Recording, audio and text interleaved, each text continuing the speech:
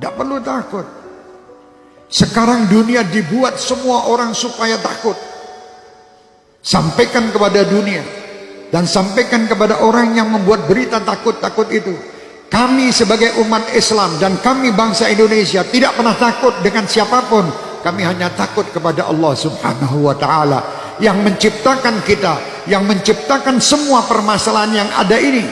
Allah, dekatlah kita kepada Allah, insya Allah semua akan nyingkir. Bingung sekolah Indonesia ini, dunia semua dengan corona. Astagfirullahaladzim. Kenapa tidak takut sama Allah? Anda lebih takut membeli alat-alat untuk mencegah supaya tidak kena corona, tapi Anda tidak pernah mendatangkan ustadz untuk menyegah anak cucu kalian masuk neraka. Tidak pernah. Pernah ragat untuk ngurusi anak cucu supaya tidak masuk neraka? Tidak pernah. Tapi kalau berita corona, apapun dijual guna untuk membeli supaya selamat daripada corona. Mau mati sekarang, mati besok tetap mati. Sudah tidak bisa, kita mau lari dari kematian, tidak bisa. Supaya kita selamat, ayo dekat kepada Allah. Tidak ada mudarat. Siapa yang meninggal kena virus, pasti yang sudah ditetapkan Allah harus meninggal pada waktu yang ditetapkan. Didatangkan malaikat pencabut nyawa atas perintah Allah, lewat sakit kena virus. Tanpa kena virus itu pun yang meninggal tiap waktu tetap terjadi. Lalu apa yang harus kita lakukan? Apakah kita panik? Jangan. Panik tidak menyelesaikan masalah. Kita baca mengapa syariatnya Allah takdirkan ada ini. Oh, makan tidak terjaga, hidup yang kotor, dan berbagai hal yang kita bisa dapatkan informasinya.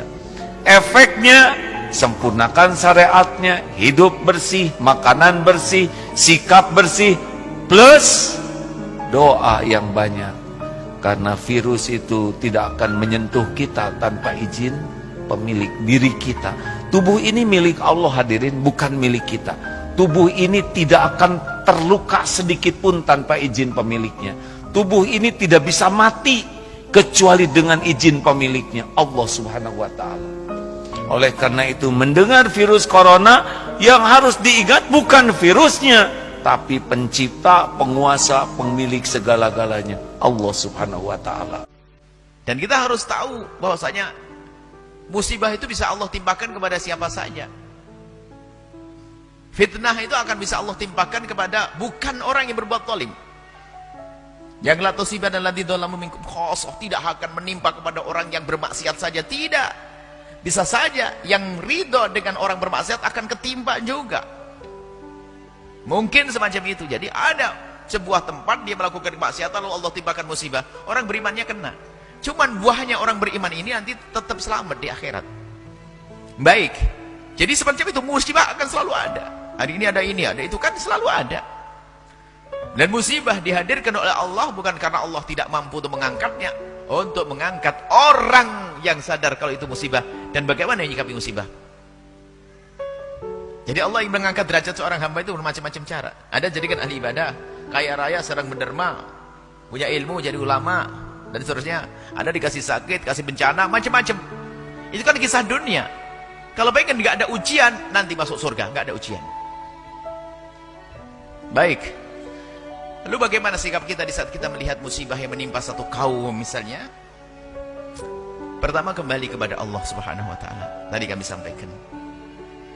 Kembali kepada Allah. Banyaklah istighfar kepada Allah. Jadi kalau ada musibah itu adalah jangan sombong kepada Allah. Karena bisa saja musibah itu karena dosa-dosa kita. Banyak istighfar kepada Allah agar Allah jauhkan dari musibah. Istighfar yang banyak. Istighfar. Astagfirullah. Apa yang terjadi setelah datang virus corona? Apa yang terjadi? Rumah makan Islamic food di Singapura antrian panjang. Kenapa? Karena saudara-saudara kita yang ada di Singapura, yang non muslim, yang tak Islam, lebih percaya kepada makanan orang Islam. Bicara makanan ini bukan bicara tentang masalah Islam saja. Insya Allah kalau video ini kalian share, didengar oleh mereka, insya Allah banyak yang bersyahadat, insya Allah. Pas ditengoknya penceramahnya Abdul Somad, tak jadilah. Ustaz radikal nih. Kalian terlalu termakan isu. Jangan kalian makan isu. Yang dimakan itu bakwan.